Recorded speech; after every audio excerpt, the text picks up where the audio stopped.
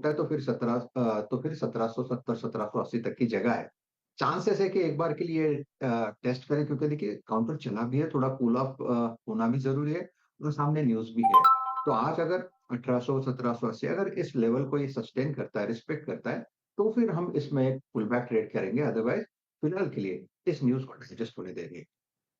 हाँ, एडजस्ट होने दीजिए, कोई जल्दबाजी नहीं है, वॉच आउट करेंगे। और इन्फी के इस केस पे तो मेरे ख्याल से पूरे आईटी सेक्टर की नजर रहेगी, और शायद आज के दिन नैसकॉम का स्टेटमेंट भी सामने आ रहा होगा, क्योंकि अगर इन्फी के लिए इस तरह का इंटरप्रिटेशन होगा तो ये सब पे गाज गिर जाएगी।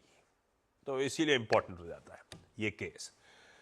दूसरा, यहां 32,000 थे तो कहीं बुरे इससे कम नहीं, 17,000 करोड़ का वहां पे भी मामला सामने है, लेकिन वो है टाटा स्टील, जिसके नंबर्स पर रिएक्ट करना है।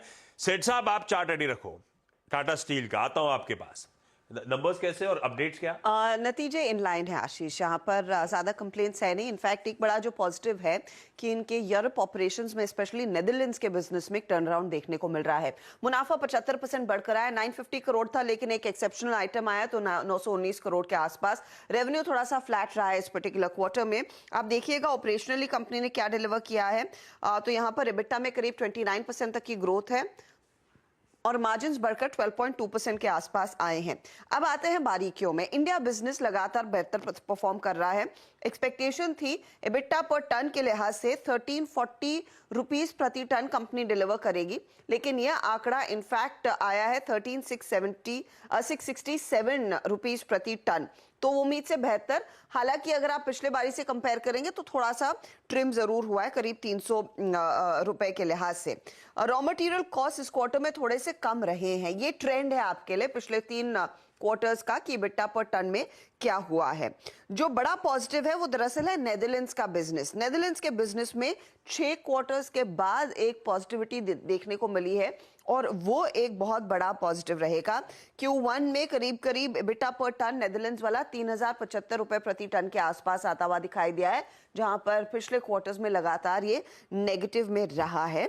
साथ ही साथ यूके बिजनेस की तरफ से अभी भी प्रेशर बना हुआ है, तो वो एक दिक्कत वाली स्थिति है। तो यूरोप में नेदरलैंड्स पहले टर्न हो चुका है, यूके का इंतजार करना पड़ेगा।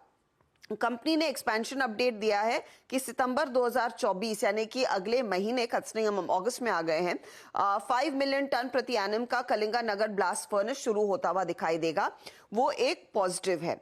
साथ ही एक जो ओवरहैंग रह सकता है कंपनी के लिए, वो है दरअसल जो सुप्रीम कोर्ट ने कहा था हाल फिलहाल ही इसी हफ्ते शुरुआत में खबर आई थी कि स्टेट्स के पास अथॉरिटी है कि वो मिनरल राइट्स पर टैक्स वसूल सकते हैं।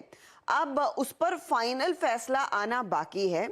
हालांकि इसके मद्देनजर कंपनी ने 17,300 करोड़ की प्रोविजनिंग कर रखी है कि अज्यूमिंग इनके कुछ राज्य जहां पर कंपनी माइनिंग करती है वहां पर कुछ बकाया सामने पेश किया जाता है, तो उसके लिए एक बफर तैयार किया गया है।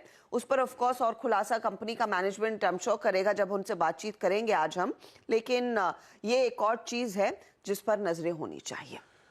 हाँ, ये इश्यू आ गया। नंबर्स तो खैर इनलाइन टाइप्स हैं, थोड़ा बहुत अगर बीट दिख रहा है तो नीदरलैंड्स का कारोबार है, वो अच्छा ही करता है, पिछले कई क्वार्टर्स हाईलाइट है। डेट बढ़ रहा था, 77,000 करोड़ वाली डेट बढ़ के 82,000 करोड़ पे पहुंच गई थी वर्किंग कैपिटल रिक्वायरमेंट्स के चलते, और ये आ गया ऊपर से 17,300 करोड़ रुपए का मामला। अगर तो सुप्रीम कोर्ट फाइनल नोट दे देता है, स्टेट्स लिवाई कर सकते हैं टैक्सेस, मिनरल टैक्सेस, तो और रेट्रोस्पेक्टिवली कर सकता है जो ओडिशा सरकार चाहती है, तो 17,300 करोड़ रुपए लगेंगे।